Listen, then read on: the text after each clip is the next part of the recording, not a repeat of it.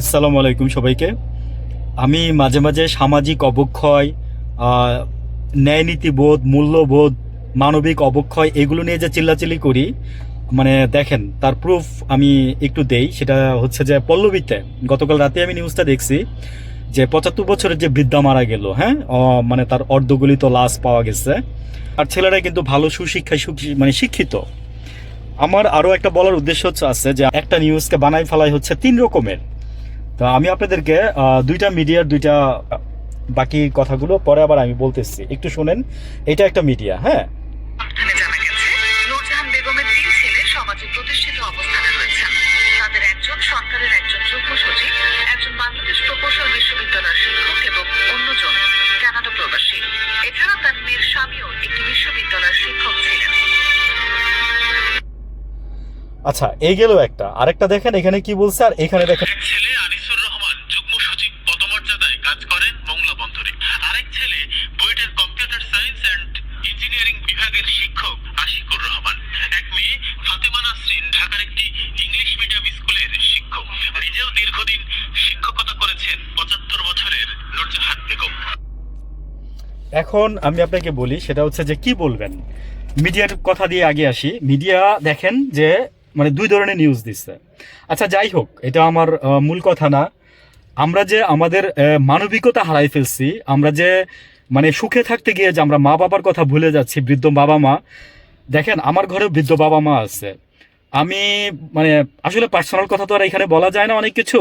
আমরা আমাদের বাবা মাকে মানে ভাই, সবাই যখন বড় হয়ে যায়, একটা পর্যায়ে চলে যায়, তখন মানে এরকমই হয়। কিন্তু দেখেন, এই যে একটা মিডিয়াতে বলছে যে ওনার নিজ মেয়ের ফ্ল্যাটে থাকতো, বৃদ্ধা মহিলা। আচ্ছা, একজন তো কেয়ার গিভারও রাখতে পারতেন আপনারা। মানে শৌখিনতার তো শেষ নাই, শৌখিনতা তো অনেক আছে। একদিন আপনারাও কিন্তু এই পর্যায়ে যাবেন। আমি এজন্যই কথাগুলো বললাম যে আমাদেরকে যেভাবে আমরা যেভাবে বড় হয়েছি, এখনকার দিনের জেনারেশন সেভাবে বড় হচ্ছে না। তাদের মধ্যে মানে ওই যে আমি বলছিলাম যে আমরা জেনোসাইড চাই না, ঠিক আছে, এটা ঠিক আছে।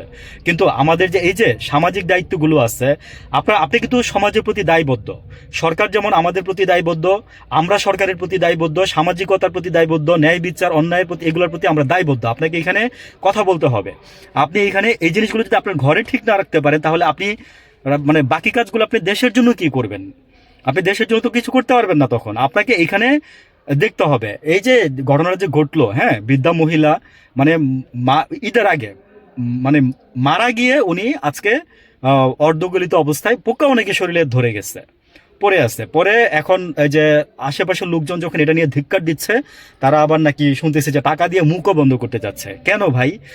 এক ছেলে যদি বুয়েটেই পড়ে থাকেন, বুয়েটের টিচার হয়ে থাকেন, মানলাম, আমি দুইটার মিলাই বলতেছি। আরেক ছেলে যদি আপনার কানাডাই থাকে, আরেক মেয়ে যদি ইংলিশ মিডিয়াম স্কুলের টিচারই হয়ে থাকে, আরেকজন যদি যুগ্ম মহাসচিবই হয়ে থাকে, তাহলে আমাদের দেশে আমি বলবো যে ইন্টারপাস বাবুর সাহেব ভালো, হ্যাঁ, তারপরে আরেকজন ভালো, তারপরে যে পাটোয়ারি ভালো।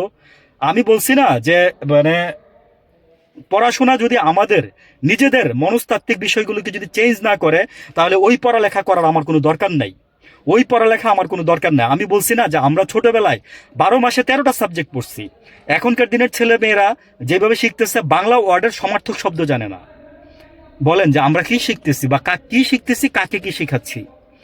ভালো থাকবেন সবাই। আমরা এই জিনিসগুলোর দিকে নজর দেই, তাহলে দেখবেন যে সমাজ এমনিতে ভালো হয়ে যাবে। আসসালামু আলাইকুম।